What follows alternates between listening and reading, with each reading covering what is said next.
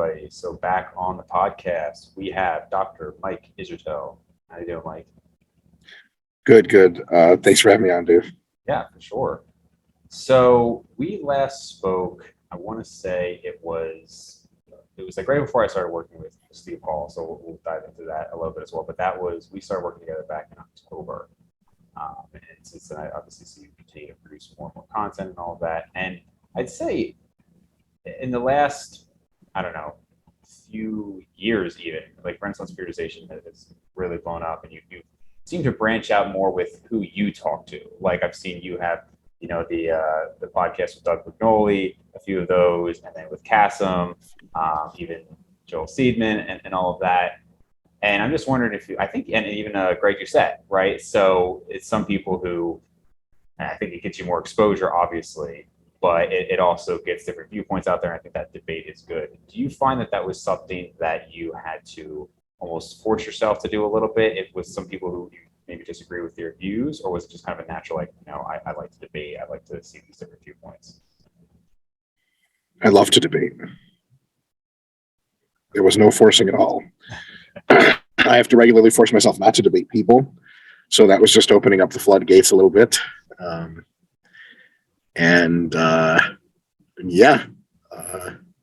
So it was really fun. And some of those things happened very sporadically. So the Joel Seedman thing, Mark Bell just texted me out of the blue and he was like, "Hey, we got Joel Seedman, like literally in the studio. Do you want to call in and debate him?" I was like, "Is he okay with that?" He's like, "Yeah, why not?" I was like, "Okay." Yeah. So I just did that pretty fast, but the other ones were set up a little bit ahead of time.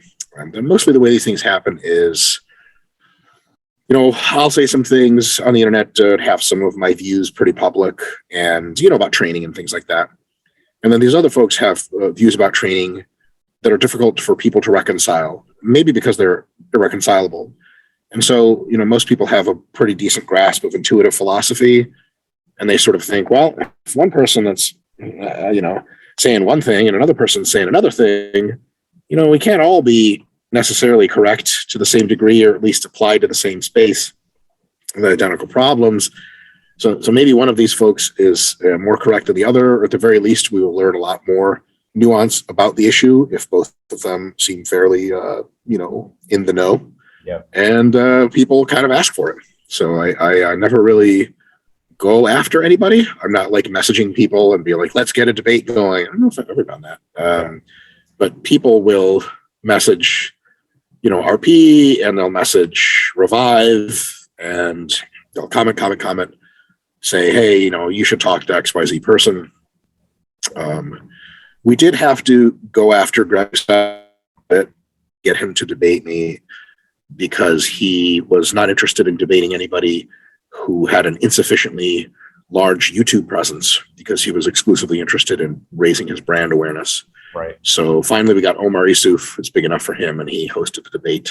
Right. Well, I remember, and I was going to ask about that, because at the time it was kind of a weird situation where I think people in our like smaller community knew Greg Doucette and kind of knew your background, but people who were new to it, I think you had some issue there where people thought maybe you were being a little like a jerk or something like that, right? There was some backlash there, and you were like, "Well, hold on a minute, like there was more to this story."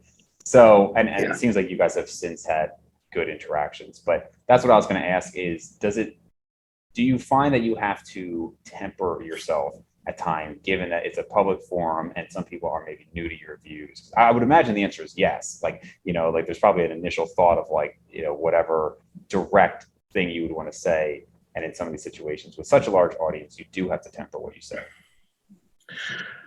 I've debated a lot of people before I debated Greg. I've debated a lot of people after I debated Greg. And I usually use the same style. And that is one of open and congenial engagement and question asking, trying to get to the truth. I used an intentionally different style with Greg because he had made several videos criticizing me and my positions in a sort of like a personal way. He was trying to insult me, and he never did it sort of face to face. He would just do it in YouTube videos. And I said, "Well, let's bring the shit face to face." So when we got face to face, I just decided to insult him for an hour and a half intellectually, Most of the insults went considerably over his head. Certainly at the time did not know much about what we were talking about, and turns out. But it did make me look mean, accurate. I was intending to be mean. It was really funny, though, how many of the Greg Doucette supporters at the time were perfectly fine with him, digging into people on his own channel and making fun of everyone and calling them stupid. But so all of a sudden, they like, Right. big Mike Israetel the bully straight to Greg's face. It really is, So those folks I can understand because they're already fans of his. Folks coming in not knowing what's what clearly would side with him because he seemed to be the nicer guy of the two of us. Right. He seemed to be more open-minded than I was, and I was definitely trying to drive something home. So I kind of looked like a dick, accurately, I might add. But they didn't know the sort of situation beforehand where I was on a few other podcasts being interviewed about his positions. I was very, very cordial and very kind. And he just replied to those videos, making his own videos, very uncordial and unkind. So I was like, fuck it, let's just take it straight to him. I did, and that people thought was mean.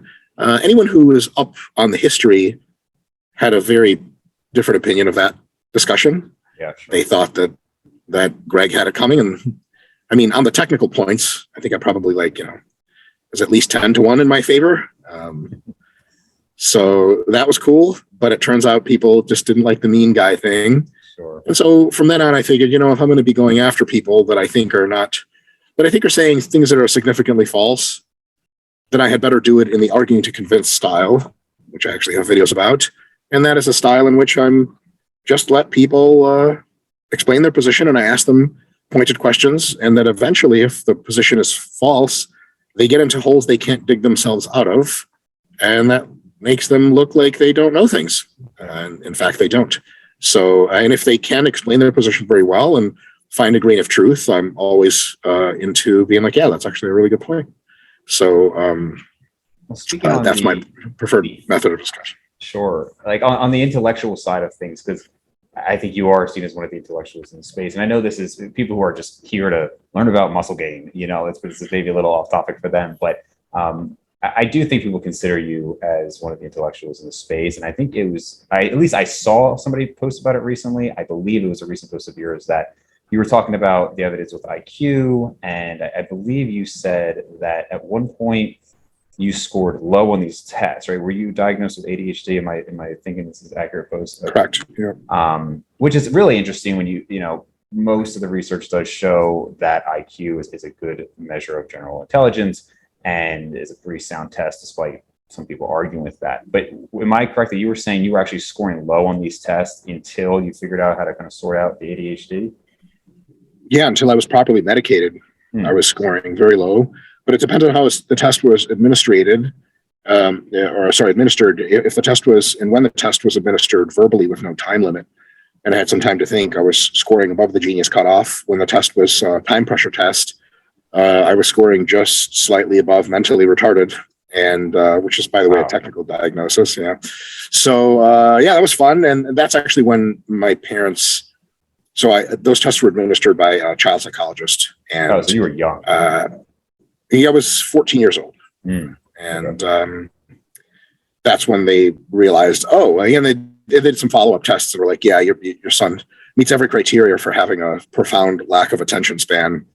And then my parents asked if there was any kind of therapy to do about it. And they said, yeah, some of it works okay, but really medication is a frontline treatment. It seems to work the best. My dad asked if they could just give me a placebo. And my psychologist said that actually I wish, but that doesn't really work because it turns out there's actually something wrong with him. Yeah. It's like someone breaks their leg. Just give him a placebo crutch. Like, no, you need a real crutch. And your leg's actually broken. So once I was medicated, then I sort of lived up to my true intellectual potential. And that was really neat, real neat story. Yeah, no, I was totally unaware of that. But I'm much more familiar with the IQ literature than I am with the ADHD literature. I know there's a significant debate on that, but it seems like it is a real thing in a certain population. I'm just curious, have you noticed any tapering of effectiveness, or is it kind of like in those situations, the person takes the medication, they're good for a long period of time, and then that's it? There's a very profound tapering, and the tapering and positive effect was concomitant with the incremental negative effects that I was experiencing. So I was experiencing all the downsides so the medication I was taking was Adderall. And eventually I was experiencing mostly depression, mild psychosis, all sorts of not fun symptoms, inability to think fluidly, all this other crazy stuff. Something you would see with like a long-term meth addict. Okay. But it's very, very closely related compound, so no surprise. And its positive attributes started to wear off for me. And I was in college by then, and I had to quit the medication because it became untenable for me to continue to take it. It was basically not really helping me in school anymore, but it was costing me a significant amount of psychological distress. So I was like, well, that's that. So I dropped out of school for a year and sort of practiced doing work that was incrementally more difficult without it. And by then, I think through a combination of doing lots of schoolwork and meditation, but mostly I think through age-related brain maturation, which is I think the dominant way anyone who grows out of ADHD does so. It's just at some point the brain matures. It's technically, in some cases, described as a developmental disorder because I think something like 1/3 of adults end up growing out of ADHD. They have it as children, they don't have it as adults. I was lucky enough that was the case for me. So by the time that I went back to my undergraduate, my attention span wasn't great, but it wasn't terrible. It's probably bottom third or something, as opposed to bottom 20th as it was before. And then by graduate school, it was like maybe in the middle somewhere, and now it's probably up in the high middle. So you could probably I have better attention span than maybe 60% of adults. And that's good enough for me. I just chunk my workout in smaller increments. It seems to go quite fine. I do need a pretty distraction-free work environment still. So for example, if like people who go to coffee shops to work, I actually just can't relate to that at all. Not in a heartbeat. I would just be like, holy fucking shit. Right. I mean, I'm in a basement. I just sit in the basement alone. That's how I do all of my work. There's no sound. There's nothing to see. I've already seen all this before. And that's how I'm able to do a lot of deep work. So luckily I don't need the medication anymore. But yeah, to your direct question, there's a profound tapering of effect. And it didn't sort out well. Luckily it looks like I outgrew it. So yeah, the people who can study in social circles or like you said, coffee shops, I never related to that. I mean, I never was diagnosed with ADHD. I don't think I had it. I certainly had a hard time focusing on things I'm not that interested in, right? Obviously, sure. Right? Like most people. But yeah, I would basically put headphones in, have a song on repeat, like a non-lyrical song, just something going, and then that was it. But I could never do these group studying or anything like that. Yeah, well, you said you're familiar with the IQ literature, and that you said that there was some debate about ADHD. I think most of the debate arises from the fact that most people misconstrue what a disorder is, but for a few exceptions, most mental disorders are not either have it or you don't. Most human behavioral traits lie in a normal distribution, and some are positive, some are negative. Some ends of the spectrum are positive, some are negative. So every human being has some degree of ability to maintain attention to a task, and it's just where you fall on that spectrum that there's some cutoffs in the diagnostic manuals about what really counts as ADHD. But if you make it just above the cutoff, you're still faced with significant attention deficit problems in your everyday life. And you might not be candidate for medication, but a lot of those people self-medicate. And so it goes all the way from people who are very, very troubled in being able to maintain any kind of attention, where I was for sure at some point in my life and my childhood, all the way up to people that are like hyper-focused eye laser people who can like at age 6, copy a whole math book verbatim. And you're like, what the hell? What kind of 6-year-old does that? Right? Like, so kids in school with perfect handwriting and letters, and they do that. And I'm like, oh, that was never me. No. So it's, attention deficit disorder, to call something a disorder, you need a hard cutoff. And that's tough to do because it's a spectrum disorder, like almost every disorder. As a matter of fact, schizophrenia is one of those. There's like schizoaffective disorder, which is like, you're not really quite schizophrenic, but you have a lot of really crazy ups and downs. You're prone to psychotic thinking every now and again. And we're all prone to psychotic thinking and crazy thoughts. On occasion, it's just how often does that occur, and all the way from mild schizophrenia all the way to really intractably deep schizophrenia. So because it's a spectrum disorder like anything else, a lot of people can validly, to some extent, say, well, I feel like I have ADHD. Well, yeah, can you imagine we did that for strength? You're diagnosed as weak. Like, well, what does that mean? If you can deadlift, let's say, less than 135 as an adult male, we diagnose you as weak. Does that mean if you can deadlift 140, you're all of a sudden playing in the NFL and pro line? Like, no, not even close. Even close. So it's one of those things where we want this to be a binary world of either you have a diagnosis, you don't, medication will work for you or it won't.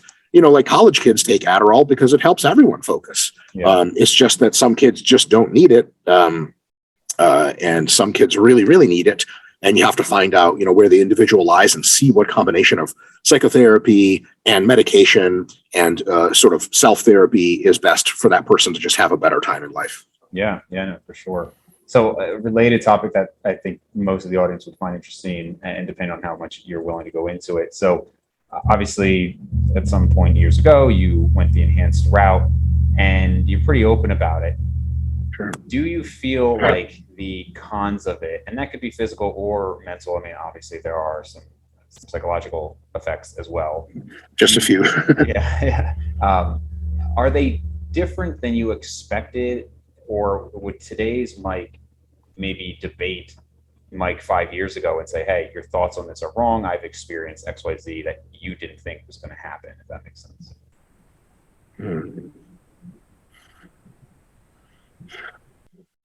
It's a good question. Well, so definitely I didn't know everything I was getting myself into. But luckily I started at very low doses and worked my way up on an as needed basis. So I will say most of the side effects hit me much harder at the front end than I'm experiencing now. Some of them I didn't know were going to happen because they are described in the literature, but they're not very well promulgated. So for example, anxiety is not something I was very familiar with. I wasn't a very high anxiety person. And for me, anabolics exacerbated my anxiety to such an extent that I had several, you could call low-grade panic attacks when I first got on within the first few months. And I was like, what the hell is going on? And then I just talked to a friend of mine and he was like, I could have told you that. I was like, well, shit. Because I thought I had legitimate health problems and all this other stuff. And it turns out I was just really freaking out. Yeah. And I just didn't know that was going to happen. The anger stuff didn't hit me nearly as hard as it hits many other people. Also, I'm just not naturally a very angry person, so that was good. But then again, I'm not naturally very anxious, and the anxiety hit me super hard. Right. So I really wished ahead of time I would have known the mix of side effects that was going to happen to me. But then again, that sort of thing is not really possible to know outside of future genomic medicine advances, because you really don't know how things are going to hit you, because steroids have very different profile of side effects depending on the individual. For example, some people take all the steroids in the world and have a full head of hair. It's actually quite common. Most competitive bodybuilders have a full head of hair. Yeah. I didn't have a full head of hair when I started steroids. I sure as hell don't now. So, that's different. Another thing is acne. Some people get crazy, insane acne that you're like, oh my God, that's just not natural. You're like pimples that are the size of like the tip of your thumb, like purple, weird stuff. And some people just don't get it. Like my acne had never really ever got that bad. One of my friends had insane acne to the point where he couldn't even shave his back because it would all be blood. And then that was a couple months into using. And then a couple months later, the acne completely went away and just never came back anywhere in his body. Wow. Like he stopped using, he went up and down and cycled and introduced new compounds and all this sort of stuff. It just kind of ran its course. It was really weird. So a lot of the side effects, it's just, you don't know. So, if folks are interested in potentially using, what I tell them is like you're definitely getting yourself into some shit. Now, kind of shit it is, you may not know. So be prepared. You have to be prepared for all the side effects, especially the psychological ones, because the physical side effects are kind of almost banal because they're obvious. When you go to the doctor and they're like, well, your blood pressure is too high, that's not a mystery, right? Like it's also a very easily solved problem with modern pharmacology. Blood lipids and stuff like that, again, it's a very easy diagnostics test. But like rage, anxiety, restlessness, poor sleep, trippy thoughts, the psychological ones really come out of nowhere. And very few people talk about them. It's some combination of it's weird to talk about that kind of stuff. And also, I think some people are not very psychologically perceptive. So they may be experiencing a variety of psychological conditions, which they don't even know. I mean, for a while, I had super high anxiety using. I just didn't even know that. Like I couldn't, someone would be like, hey, are they increasing your anxiety? I'd be like, I don't think so. But in reality, I was lying awake at night thinking like my next heartbeat was going to be the last time my heart beat or something, as I was going to have a huge heart attack. Oh, wow. Oops, 10 years later, still hasn't happened. So. Yeah. Wow. It is very interesting. I think probably in the people you talk about, it's known, but I think in general, the psychological side effects are not discussed nearly as much. And so it's actually a funny story. So I met somebody at the gym 3 years ago, and her boyfriend, I had like met him too. And basically, we were talking, and like I could tell the guy was enhanced. And I didn't say like, your boyfriend's enhanced, but I was just kind of saying, well, most people who compete at that level are, generally they have to take something. And she was like, he would never do that. He's so health conscious, all this stuff like that. Like, just said he would never do it. And anyway, so lo and behold, this guy becomes my patient. And like years later, 2 years later. And he just like very openly tells me like, yeah, I was taking steroids and like all this stuff. And I'm, just kind of chuckling and telling him the story about how, and he was like, yeah, I eventually had to tell her, and she was not happy about it. But he's been off for like 2 months, and he said like he was really depressed on them, which I think is pretty common. He was having a lot of anxiety, and what I didn't want to tell him is he was saying he feels so much better, but he's like 2 months off. And now he wants to, well, there's a lot more to come probably in 2 months. Obviously the stuff can still be in your system, and, it could take a while depending on what you were taking. But just to speak on the psychological aspect, because he and his buddy were both taking it and had way like ups and downs with anxiety and things like that. So I don't hear that nearly talked about as much as like, oh, I'm going to get gyno, or I'm going to lose my hair, or I'm going to get acne, And there's another reason you don't hear much about it is because a lot of the reason you hear about so also you don't hear a ton about the deep health outcomes, the atherosclerotic increase, poor blood lipids, blood pressure. You don't hear that about that as much. So we've narrowed down what you do hear about a lot, which you just said is, hair loss and gyno and acne. And the reason we hear about it is cosmetic effects, is because they're obvious and they're on your body. And also the huge fraction of people talking about steroids on the internet don't do steroids. They're just morbidly curious young people that some of them don't even lift weights. Some have just started lifting weights. Yep. And this is fascinating, right? And then so they try to do this thing where they try to spot who's using drugs and who's not. And then they Google all the apparent signs. Right. Like, how the hell do you tell if someone has high blood pressure? Doctors can't even tell that unless they put a cuff on you, unless you're like beet red or something like that. And blood pressure is 200 over 120. But it's just like the cosmetic effects are top of mind, because a lot of the people using them are, well, very shallow people that only care about the cosmetic effects. And if they can take some combination of drug therapies to cancel out the cosmetic effects, they don't even really care if they're dying on the inside. They don't have the psychological awareness to realize they're miserable. Like, as long as my hair is still on my body, I don't have gyno or pimples, I'm good to go. And because most people are either trying to spot steroid users or curious themselves about the cosmetic effects, that's the thing that gets you more, traction. Another thing is there's a lot of writing and talking about the cosmetic effects because it's used in high schools across the United States as a kind of a who's at risk kind of situation. What are they going to tell coaches? Hey, if your athletes are using steroids, you're going to see XYZ. They're not going to be like, if your athlete is low key anxious, how do you even tell that? Most people can hide anxiety very well. Yeah. They're not going to say blood pressure because pretty anxious, right? For sure. First of all, you're like, well, everyone in my wrestling team is definitely on steroids. You notice an increase in libido, they might be on right. Well, that's the thing, is like puberty takes care of all that anyway. Right. So you end up coming down to the obvious signs, gyno, acne, although, acne is something that occurs naturally in teenagers anyway. But, if it's really extreme acne, and then, mood swings, that's what people kind of see. And funny enough, yes, sometimes the response to steroid is mood swings, but if you dose and cycle properly, there are not really any swings as much as there's always shitty mood. And how do you diagnose that? How would you notice that? You never would. You'd be like, oh, Frank's been shitty the whole time I've known him. Like, well, he's been on gear the whole time too. Yeah. So I think that's why a lot of those effects are talked about versus the others. Yeah, no, for sure. Would you say that, because like one of the things I've said is the biggest temptation to me, it would be that I could progress again. It's not even just, don't get me wrong, like the 10 to 20 pounds of muscle, whatever would be nice, but it's like short term, obviously it wouldn't last forever either, but just to have years of gaining again. Like that, the most exciting part of lifting, at least to me, was the progress, 2 pounds here, 5 pounds there, et cetera. But on the whole, I think eventually you're at a place where you're stagnant unless you want to keep going up in dose.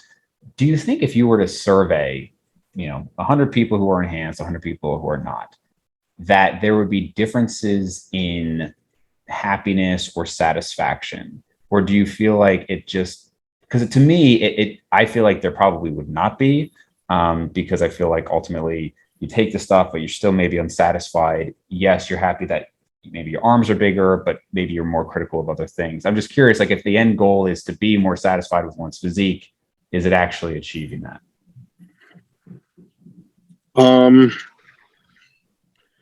It's definitely different between different people.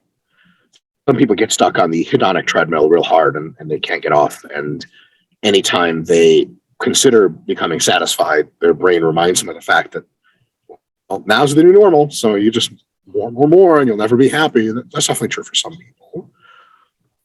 For other people, myself included, the gains and the body composition changes definitely brought a significant degree of very deep happiness.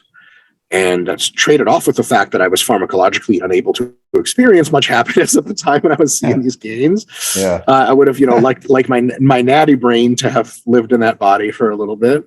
Right. But I will say, after, let's say, your end of a fat loss phase or the beginning of a muscle gain phase when you're lean, get a big chest and tricep pump, pull off your shirt, hit a couple poses in the mirror, and you're like, God, I'll be damned if this is so fucking cool. I mean, my God, it's just unbelievable. You're like a superhero's body. You're like, this is neat. I made this. I look like a tank.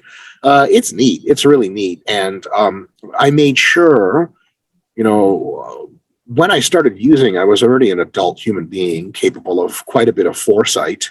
And I made sure that all of the good things that happened to me with the help of anabolics, that I was going to enjoy the shit out of them. Mm. So I enjoyed the strength increases. I enjoyed the size increases. I enjoyed the leanness. I enjoyed the food. I enjoyed everything. I'm getting close to the end of my journey, so my enjoyment isn't as high anymore, but I sure got a lot out of it. Yeah. Now, was it ideal? No. I wish I could have grown all this muscle without the nasty psychological effects, without the nasty health effects, which I made a decent attempt at mitigating, but nonetheless, some of them still seep through. So no, it wasn't awesome. It wasn't perfect, but I got some significant benefits out of it. And I really can't say that, I'm just as dissatisfied with my body. As a matter of fact, I got at some point recently so satisfied with my body that it's not apparent to me that I want to get much bigger. Yeah. I'm also at the point where my size is so extreme that it limits my daily life enjoyment. At the bottom of a pull down, my shoulders are so big, I'm choking myself. So it's kind of weird. I'm like, I don't know how the hell I'm going to get bigger than this. Yeah. Literally impossible. And, like I can't even touch the back of my neck anymore. Like it's just bicep touches here and there's nothing else to go. And so my game is tailored to me being jacked. I was always jacked when I did jiu-jitsu. I started when I was really big and strong. So it certainly affects it, but I've used my coach and I have optimized that for me. So while it does detract in some areas, it heavily benefits in others. I mean, like I'm very difficult to submit because where the hell is my neck? I don't know. Yeah. Good luck finding that thing. But like just living life, sleeping, I have to sleep with like 5 pillows because if I sleep regular without just one pillow, parts of my body will fall asleep or cramp up. It's like, nobody's, I don't, I got really lucky. I only have mild snoring if I'm sleeping on my back, and I don't really snore if I sleep on my side. That's just straight up luck of the draw. Yeah, really. Because most people my size, most people significantly smaller than me have intense sleep apnea. A bunch of my friends have it. They sleep with the machines. At that point, you have to wonder, like, what the hell am I doing with myself? But I will say, like, I have gotten to a point where I've done enough posing in the mirror and competition results. It's really close to, my cup is really close to being full with, pleasure of having modified my physique. And I'm almost done in that part of my journey. And so, for example, if in the next 2 years, genomics advanced enough to reverse aging, which is actually likely, that if it advanced even further to allow radical tissue-specific anabolism with zero health consequences, like not steroidal pathways, right? Direct stimulation of mTOR, I probably wouldn't do it for most of my muscle groups because I'm just tired of being big. Being big sucks. Like everyone who's not big wants to be big, And on your way to getting big, it's a whole lot of fun. Right. And for a while, being big is sweet. Everyone stares at you everywhere you go. It's cool.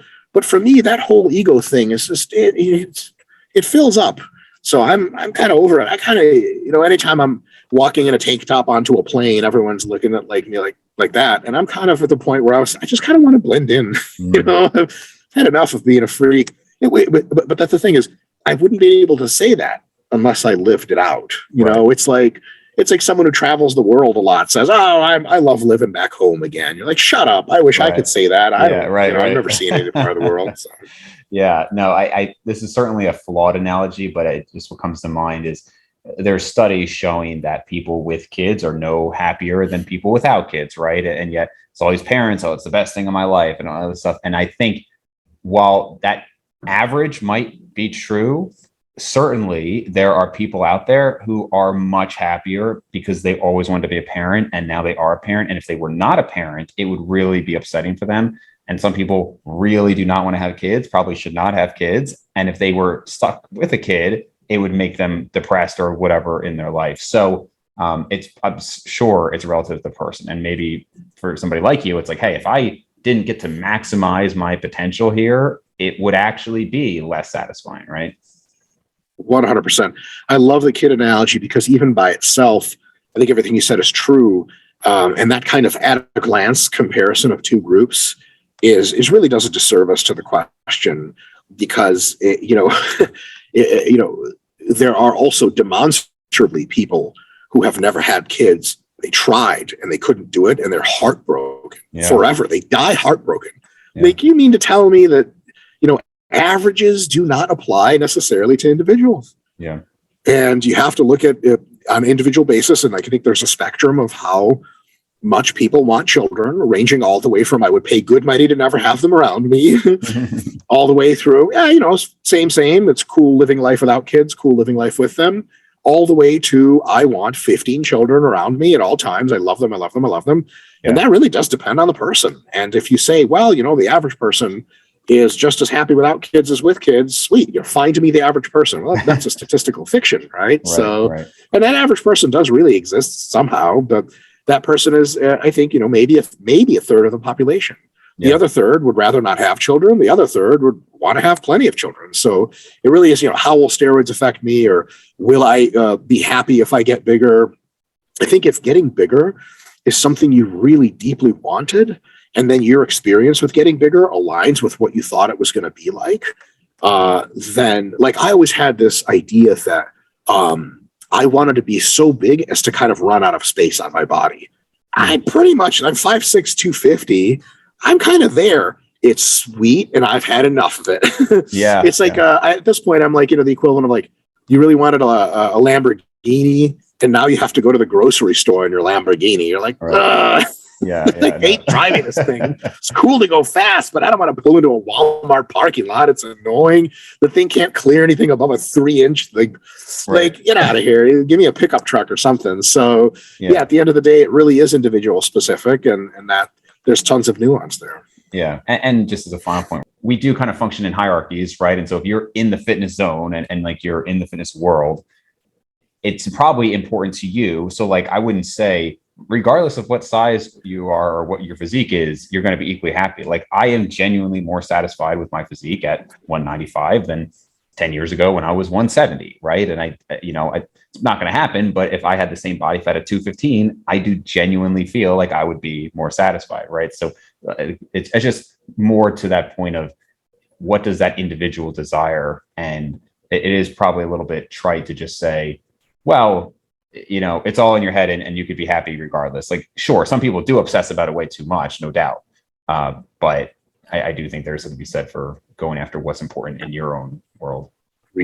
I will say that, please let me know if this is derailing the conversation too far, but there is still an abundance of people in the obesity space that say things like losing weight doesn't make you happier and you have to do self-work in order to become happy. That's statistically wrong on average, because the literature confirms that people who lose weight on average from being obese and overweight to being less obese and overweight or to normal weight, they become measurably happier. Mm-hmm.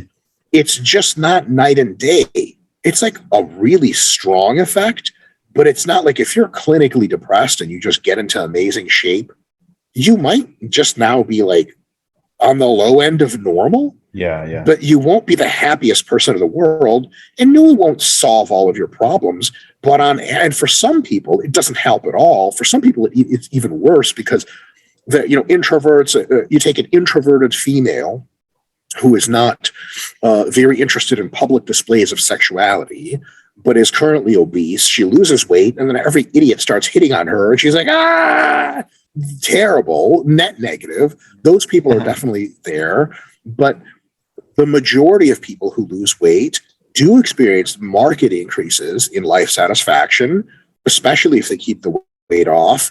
And that's just something that we have to admit. But at the same time, it's really important to note that if you want to be as happy as possible and you're overweight, yes, give weight loss a shot. But also at the same time, and then much later on, do a lot of self-work, potentially go to therapy, maybe do just work by yourself, and rearrange your life and your thinking and your habits in such a way as maximizes your personal effectiveness and your happiness. That's a big thing, and it is really either complementary to weight loss or has nothing to do with it. And I think people are looking at this at such a, how do I say this best? Such a simplistic and idealistic manner. The people that are hopeful will be like, oh man, I'm just going to lose all this weight and everything's going to change. It's going to be amazing. Bullshit. It'll get a little better, but you got to do a lot of other stuff for things to get amazing. On the other hand, people who are just honestly just super compassionate people, and look at all the just cruel abuse fatter people take in society. They're the butt of all the jokes. They've been made fun of their whole lives. They're not normatively sexually attractive to many people. It's awful. And I think people who are super compassionate, say, look, fuck all these haters. You don't have to lose weight, and losing weight won't even make you happy. It's like this fake, it's almost like, like you're a nerd and the kids that bully you are like, well, if you just weren't a nerd, we wouldn't bully you. Like, no, you're not supposed to bully people no matter what they are, right? Yeah. So people are sad because they're overweight. A large part of that sadness comes from them just not wanting to be overweight. Another part of that sadness comes from people being pieces of shit to them all the time. Sure. Like that's a weird thing to think about. Like, well, if I just conform and lose all this weight, people won't stop picking on me. Like, that's awful. But at the same time, while it's super compassionate to caricature the world into the view of, well, you shouldn't have to lose this weight, it won't make you happy.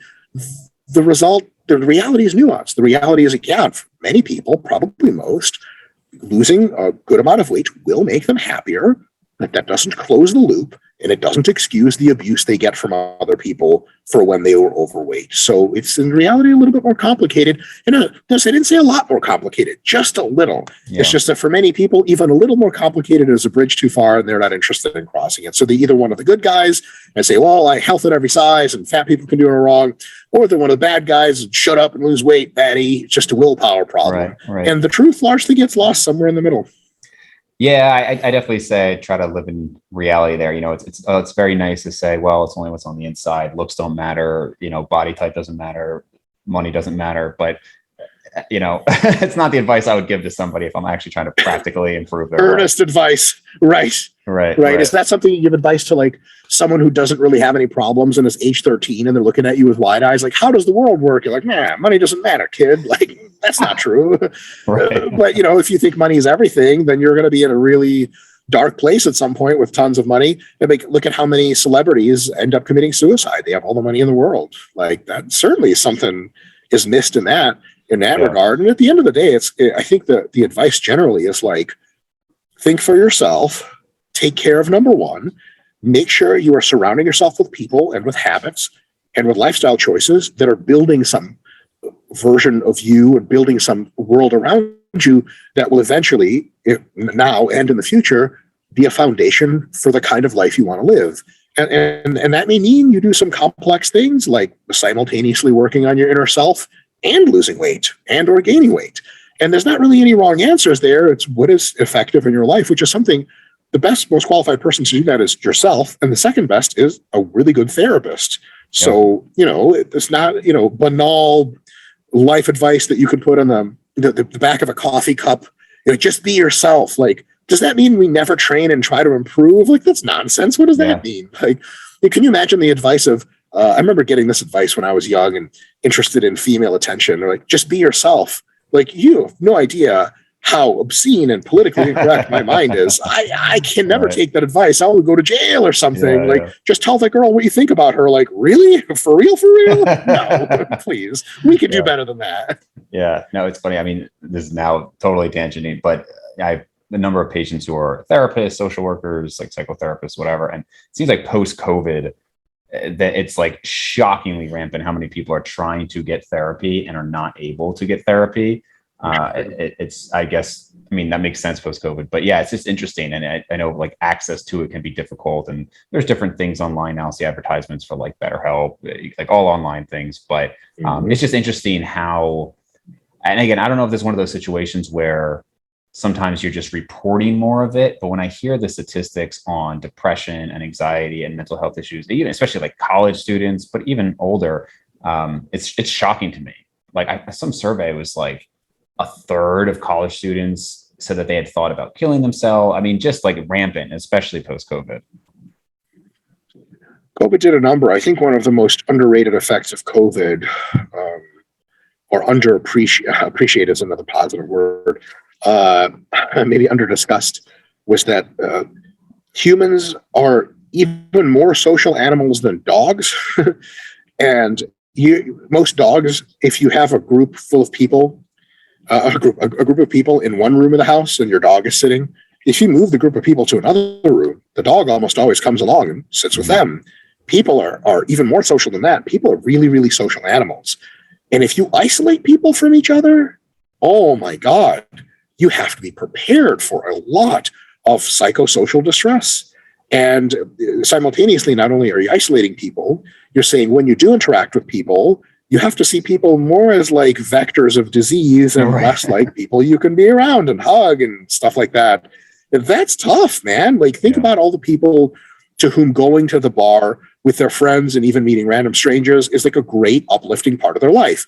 Well, COVID zapped that shit away instantly. It was like lockdown, boom, it's gone. Why wouldn't we expect tons of psychological health problems to occur? It's kind of odd, at least in that respect, and perhaps many others. Yeah, for sure. So, Mike, I have to talk to you about something because you lied to me, man. Last podcast, you lied to me. You said when I worked with Steve Hall, I was going to get all these new gains, and I'm going to have to throw that clip in here. And you said, I'm going to take some desensitization period. I'm going to blow up. I'm pretty sure you quoted 10 pounds of new muscle gain, but I said 15 pounds within a week.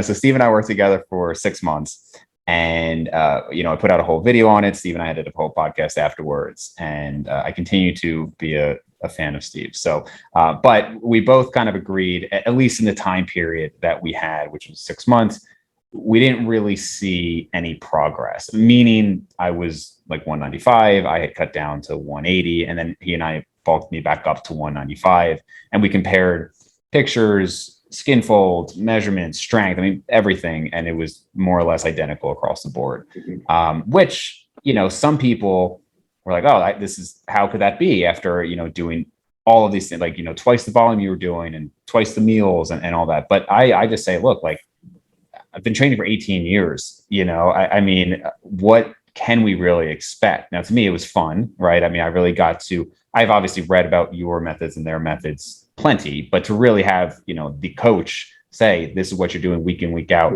you can regulate what I'm doing and all of that. It just gave a deeper understanding of the method than I think I could have had just reading more and more about it.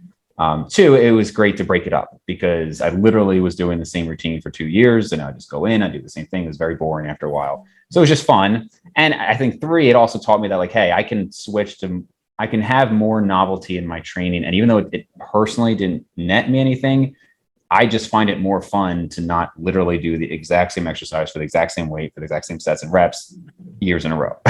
So, did you find that it was also interesting change of pace to be coached? So you didn't have to worry so much yourself about the design of the plan. You could just be an athlete and show up and do what was expected of you. I feel like that's for many people, a very liberating experience, because if you coach yourself, like, you wrote the plan and you also have to motivate yourself, and there's nobody to check in with.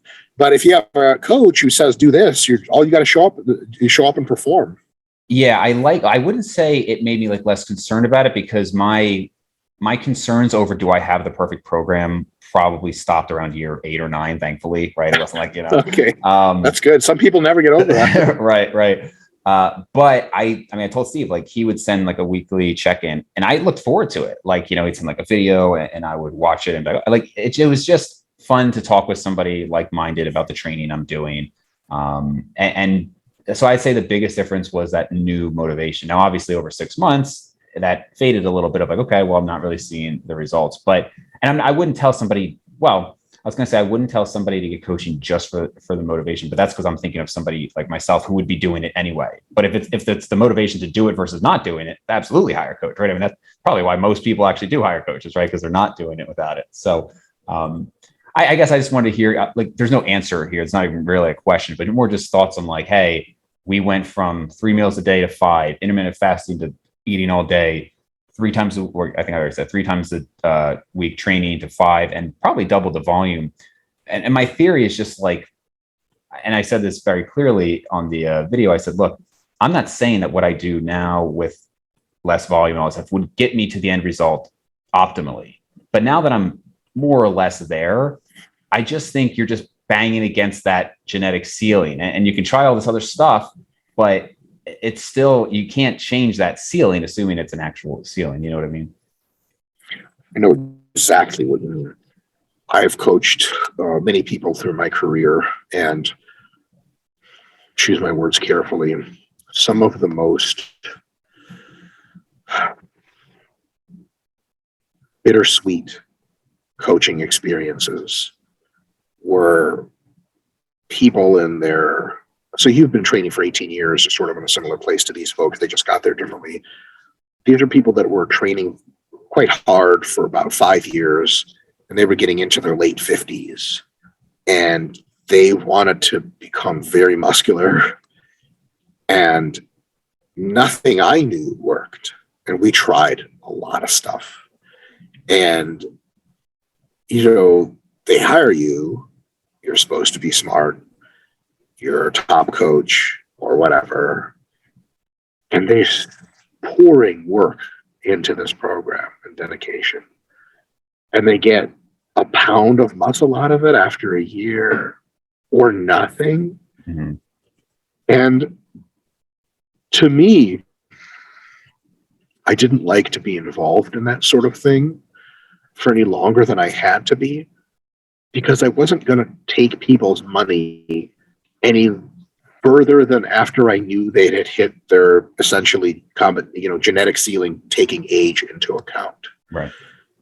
And I know that nobody really wants to admit that they've hit that point where, outside of extreme pharmacological interventions, they're just not going to be gaining any more muscle. But all of us have to come to that point at some point. And that's just the reality of life. And, if you were to work with Steve again and say, hey, let's repeat the plan, let's do this thing, do you think I could gain 5 or 10 pounds of muscle? And he'd say yes. He would be, in my view, with your voluntary approval, defrauding you of money. It's not right. Technically fraud, but implicit fraud. Yeah. And at some point, it's kind of like imagine in dentistry practice or something, somebody clearly needs reconstructive jaw surgery, that they're coming to you and they're saying, like, can you just move my teeth around with braces or whatever, such that I become beautiful? There's only so much you can say yes until, like, I've done all I can do. Yeah, no, that's actually rest is a very different approach, because the jaw is sitting here and it needs to be, so that's, that is a real thing. And I've been in that situation with many folks. And as soon as we find out that that's likely the case, I just cut it to them straight. I say, check this out. Here's the reality. We can take you down to 2 times or 3 times a week lifting. You can have a much more flexible diet schedule. You can take on 3 or 4 different hobbies. You can travel around the world, play tennis and play golf. We don't have to be in here 6 days a week, bleeding into the ground for what essentially amounts to be nothing at that point. And that's, I think, a reality that folks have to come to grips with. And The tragic thing is they continue to perseverate for no reason with this like faint hope that something will click and they'll all of a sudden become gigantic. There's another situation where people have only been training for several years, but very diligently, and they're still young. And it turns out their genetics just aren't that good. And a lot of times they're smart and they're hardworking and they follow all these people on YouTube or Instagram. And they're like, well, when am I going to get my 20 pounds of muscle? And the answer is like, short of shooting tren into your eyeballs, that's just not going to happen. Yeah. And they're in this state, I think the proper response after giving it really, really due diligence and really trying to figure out where, you could have some loopholes going on. After doing that, you got to say, hey, look, this is the reality. I'm not going to be the most jacked person alive. That's okay. I'm going to switch gears to do something fun and still stay fit, etc. The alternative choice is just to continue to perseverate on wild variations. Some of these people will be like, well, conventional training didn't work. I'm going to do ultra high volume, or I'm going to do super low volume, and it's always this next stone they're going to turn over is going to have the big gains. Right. But to be honest, and Dave, you've been around enough jacked people and you've seen enough people get jacked over your life. So we can probably be like, look, if a year after you started lifting, you still look like Harry Potter, man, you're never going to be Mr. Olympia. And you may not even look like a very muscular person ever. And the research literature confirms this directly. There's multiple studies lasting 12 to 16 weeks where some of the subjects, and this is only a sample size of 30 people, some of the subjects demonstrate either zero or negative hypertrophy. These are first timers. Can you imagine like asking the researcher, so how'd I do? How much muscle did I gain? He's like, good news, bad news. You're really good at math. Bad news is you'll never be good at bodybuilding. I mean, can you imagine you think all of us gained a ton of muscle in our first few months of lifting? And that's literally false. There are people who don't gain any muscle at all in their first few months of lifting. And like, look, I'm no scientist or whatever, JK, but if you don't gain any muscle in your first 16 weeks and someone's like, Mike, I'll give you $1 million drug-free to put 10 pounds of muscle on this guy's body, I'd be like, I'm not taking the deal. Yeah. What am I supposed to do? Where am I supposed to get all this magic from? You know what I mean? I think as somebody who, I definitely was not in any way a non-responder, but, certainly wasn't like a Jared Feather either. I think very few are. Yeah, right. I think there is a pride aspect when you make it so much of your life where it's very hard to accept it, but not even for yourself, but almost because for others, if you care about that, which in reality is a lot of us do. Sure. So let's say you're working out 5-6 days a week, but you're not that impressive. It's very easy, let's say, for somebody who's super impressive to be like, well, I maintain all this on 2 days a week, right? It's like, because I can do that now. But if you haven't made like that much of progress, it kind of, you feel like you're quitting. And then also other people could say, oh, well, you're not that big. Well, it's because you work out 3 days a week. You got to work out 6 days a week. You know what I mean? Not obviously, you're not going to sit there. Well, hold on, let me wait 10 minutes while I explain I already to you my did whole that. training history, right? Right. Yeah. So I think, and that was a hard thing for me too, where it's like, okay, so I'm kind of accepting defeat in a way. And that's really not how it should be viewed, but I'm just saying like the mentality there. But the other way that it should be looked at is like, imagine if to maintain your peak, you had to do everything that got you to your peak. That would suck, right? Hey, for the rest of your life, 6 days a week, maybe double sessions, 7 meals a lot of people day. think that, actually. A lot of people do think that, inaccurately. But I mean, honestly, I don't know too many people who have kind of done what I've done that have like almost experimented with like what happens if you do bring it down. Oh, I had one of my best cuts as far as muscle retention, and I did like 4 sets for arms per week and like 8 sets for major muscle groups. Didn't lose anything. I was eating like 1,500 calories for an extended period of time. Didn't lose it, and it's like, again, it's liberating if you can kind of, switch to that mindset and be like, it would suck if I had to do everything I used to do to keep this. Eventually I just like, I don't know if I can do this with a family and all that anymore. Totally. And I think it's very easy to get caught up inside a social world and fail to step outside of it for a second and realize how contextual and, to put it frankly, outside of an internal passion for the thing, pointless some of your endeavors may be. I mean, can you imagine if aliens came to Earth And I had to tell them what I do for a job. It's insane. Like I'm the equivalent, very, I think, good analogy is I am an expert in teaching people how to put ridiculous oversized spoilers in those dumbass lights below their supercars. That's it. Like big muscles, spoilers do make cars perform better, but big muscles in bodybuilding, they're not even about performance. We're all trying to look like alpha males, like fighters, like warriors. We didn't even train for fighting or warfare. Like, imagine meeting a guy, you sitting next to a guy on the plane who's like former Marine Recon or Delta Force. He's like, yeah, dedicate my life to becoming a warrior. You're like, I pretend to be one when I do a front double bicep. Right. What a ridiculous idea. We grow. You could argue an arbitrary tissue on our bodies. Like, what about bone building? There's some people like really big bones. You could be like, yeah, Bone Olympia is coming up. And you're like, well, that's about as useful as my stupid muscle Olympia. Right? At the end of the day, like, can you imagine like explaining to Bill Gates or Elon Musk, like, most important thing to me and any man is to get 1 more pound of muscle on their frame. Like, what the fuck? Are you out of your mind? Right. So I think some people, because most of the people who are hard gainers, they have so much more going for them. They're brilliant musicians, or they have, a professional degree and a great career, a great family, and they're pissing away all this time trying to put another 3 pounds of muscle on their frame. For what? Now, if it means a lot to you and if you love doing it, amazing. Welcome. You're one of us, right? But you can tilt your perspective on the world. And if it's really a bummer to you that you didn't turn out to be the most muscular human ever, or even if you didn't turn out to be half as muscular as a bunch of people who just train recreationally, I can tell you without a shadow of a doubt, it does not fucking matter. And if anyone over the age of 15 is listening to this, girls don't care at all. Anyway, as a matter of fact, they think you're weird for being that jacked. Like, so that if nobody cares but you and your weird, creepy freak, you ever see people, this is going to be a bit judgmental. You see people, you walk in the airport, who have all those like super black leather goth clothes and like 50 different piercings and face tattoo.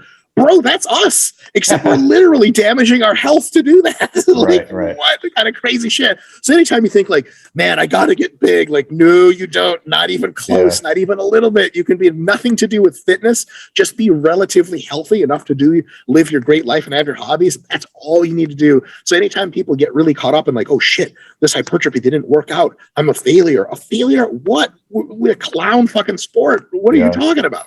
Well, I'm in the sport. That's my whole life. Right. And I, of course, I mean, I agree with it for the most part. I think that also, yes, maybe at like a professional level, it can consume everything. But for the most part, I do think a lot of people just use it as an excuse, right? I mean, how many high achieving, like in life, bodybuilder, I mean, look at you, right? Look at other people who are doing a lot with their life while more or less maximizing progress. I mean, if you can't get to basically your genetic ceiling with, I don't know, 6 to 8 hours per week in the gym. And I think maybe even less than that, you might disagree, but something like that per week. At least close. Right. And, you got to eat anyway. So is it really that much harder? I just don't think it should take up that much time. And I'm somewhat scorned from so many friends over the years telling me like, they just don't have time. And I'm like, how can you not have time? Like, even when I was in dental school and I had a job, I was still lifting 4 days a week and doing cardio and eating. Like, I don't have a lot of sympathy, I guess, when people just say it's got to be my whole life or that's it. Where to begin with those people? First of all, their main statement is empirically false. Like, it doesn't actually have to be your whole life for you to get great gains. And for many of those people, when they haven't even tried it, they could eat 1 meal a day and train twice a week and still get massive gains if they're the average person. So already that's really false. And to your point, you can make unbelievably impressive gains and have an amazing physique training 3 or 4 hours per week, 3 or 4 sessions at a time, and eating like, I'll give you even some bonus points. 3 meals a day with an extra protein shake after your workout. Crazy, I know. What a psychotic thing to commit yourself to. And there are people in this world that do not have a spare 3 or 4 hours. I'll let you know who they are. Navy SEALs, Elon Musk. I think that's it. Seriously. Like, come on. The thing is, we all know it's BS because I'm sure you've had more than your fair share of water cooler conversations with people to where they, you never asked, but they tell you how busy they are and why they can't commit to weight training like you do. And it's always like you don't even want to ever call them on their bullshit because it's so obvious. It's like if a 10-year-old kid tells you like, hey, mister, I can fly and I'm Superman. You're like, kid, you're the shit. You keep doing it. You're never like, hey, kid, that's literally false. I could throw you off a building and you're going to die. Watch this. So a lot of people are like, well, I got wife and kids and the dog and this and that. And you're like, and you realize they watch like 18 hours of fishing shows per week. Right. And you're like, dude, what you really mean is I don't want to trade off the other things that I'm doing to do weight training. And then, hey, cool. Cool. But when they complain about it, it's kind of weird because you're like, none of that is true. Like, stop. But it's not polite to say that. So you just kind of nod your head. How much head nodding have you done in your life to people? A lot of told you how. Not at first. It took me until like 5 to 7 years in. And I was like, you're just wrong. I got to show it. Like, yes. Oh, yeah. But eventually it was just like, huh, okay, cool. Yeah. Because what are you going to say? How many people did you tell, no, you're wrong and you can't actually do it? And they just sort of the conversation takes on a negative tenor and then they don't talk to you anymore for a little while. Right, and they're like, well, you just don't know my life. And they walk out and you're like, I don't think I'm accomplishing anything. And at the end of the day, I think like people have this thing with trained people who are obviously jacked. I get this on airplanes a lot. As soon as people start talking to me, a large fraction of them start making excuses for why they don't work out. And I like very quickly and comedically cut them off and be like, I don't care, but I essentially I drive the point home. I don't care. Yeah. I don't care at a very deep level to where I don't judge you as a human being based on how much you do or do not work out. It's an insane metric to judge someone on, but they feel it's almost like we're priests and they're kind of like, hey, I've sinned in my life. And the priest is like, I'm off duty right now. You're totally fine. Between God and I, you're good. So there's definitely that dynamic as well. So, Mike, I have one question for you here. I like that most of our conversation is just flowing and not like a typical like question, answer. So this is the one question I have. And that's something that I've seen a lot, that you look at some of these studies, and I understand obviously there's a million limitations to studies, but we'll see, okay, so, volume is the, best predictor of hypertrophy. And then we'll see a study that compares like rest pause and traditional sets. And then we'll see drop sets versus traditional sets versus rest pause. And they kind of all, at least as far as I've seen, more or less show the same results. And then I think, well, if you're drop setting and you're going weight, like inherently you would assume that that's going to net less volume. And certainly if you're rest pausing 3 sets where, you may be resting 20 seconds or whatever between them, you're going to, again, have significantly less volume. And for me, when I have gone to like I have one workout I do at home, and for efficiency, I rest pause everything. Never noticed an issue, but I've already established I'm not the best gauge for that because I could clearly do suboptimal things and kind of maintain. So I'm just curious, when you see that, is it just kind of like a blanket, well, studies have limitations, or do you have an explanation of like, how can all of these methods that have considerably different volumes at the end of the study net pretty much identical results? So I would potentially different conversation. I would like to see the studies you're citing directly so we can examine the volumes directly. Yeah. And some of those, the volumes actually end up being quite similar. Another thing is you can compare relative efforts.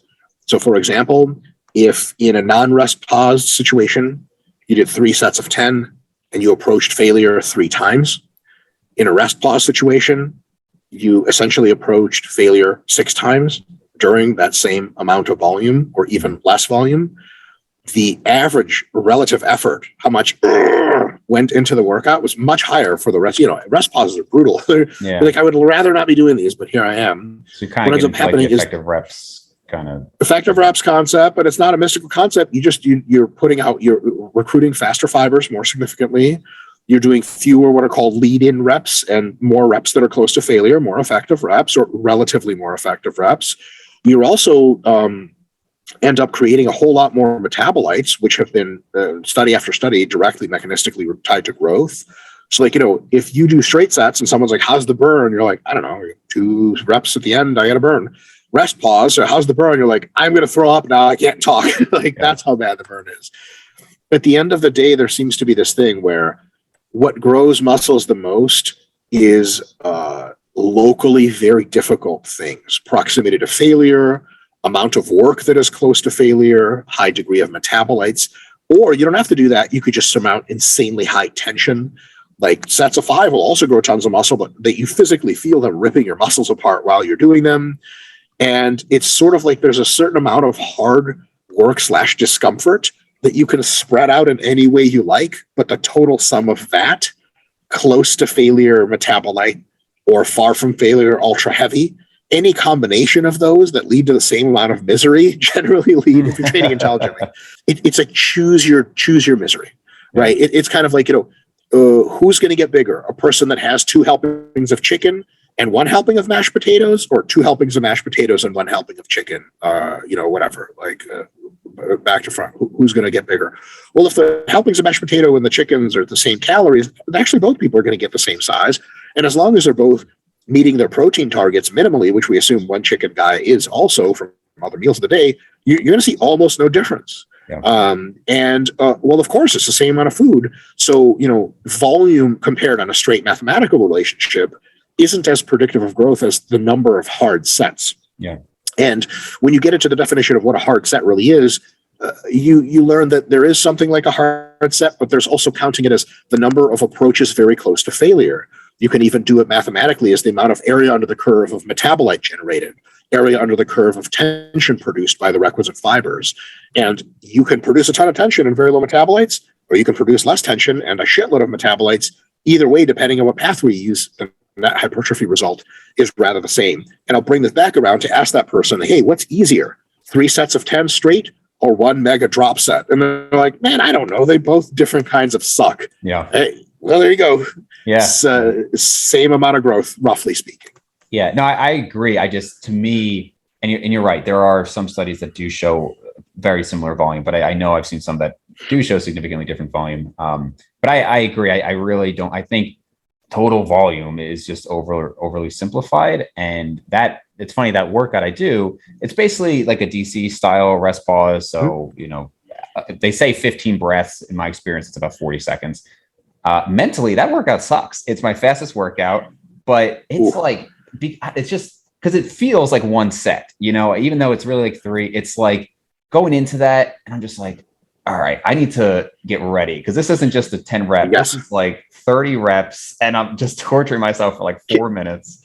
Yeah. Can you imagine if you sort of not misspoke, but you left out some details and you were like, well, I have a really short workout I do that works really well. And your friends are like, yeah, great. We're going to go to the beach in 30 minutes. Just go do your workout now. You're like, oh, hold on a sec. Fix your hat on your head. Like, oh boy. Yeah. Okay. I can do this. You got to pay the price some other way.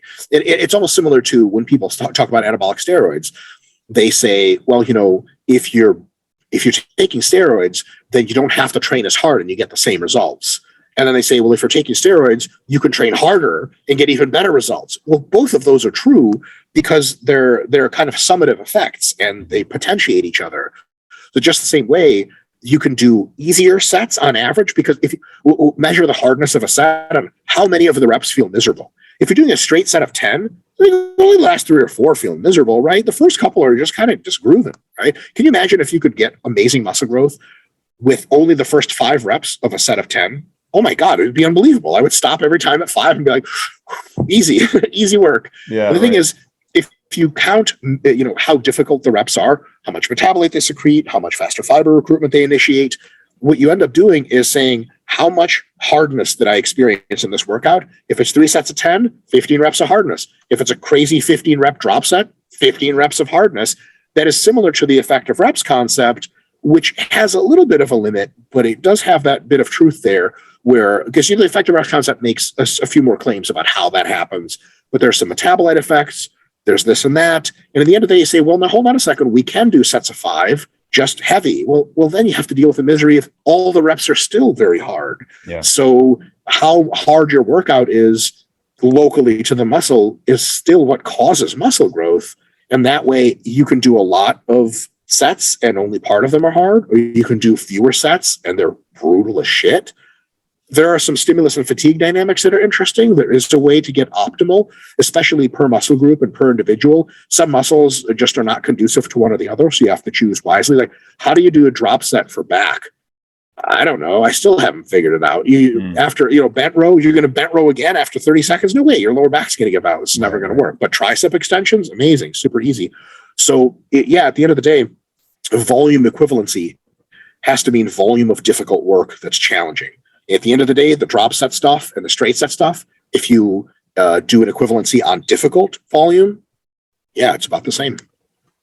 With your permission, I'm going to title this podcast "Misery is the Primary Driver of Hypertrophy." Yes, by all means, it's going to be amazing. And then people are going to have no idea what we're talking about, because for the first 45 minutes, we're talking about like steroids and IQ and life. Yeah. Right. All right, man. Well, thank you for taking the time. As always, I really enjoy talking with you and getting you on the podcast. I'm sure people know where to find you, but if they don't, where can people find more of your work? YouTube is the place now. Renaissance Periodization. If you don't know how to spell that, which I don't, they just type in Dr. Mike Muscle or Dr. Mike Hypertrophy into Pornhub. Just kidding. Type that into, I don't know what will come up there. Just type that into YouTube and you'll see RP, red and black logo. And we put out 4 or 5 videos a week, and most of them are informative. Some of them have my awful attempts at humor, because I have no friends, Dave, and I have to joke with somebody. It might as well be a camera. There you go. That's not. Thanks again, man. Thank you so much.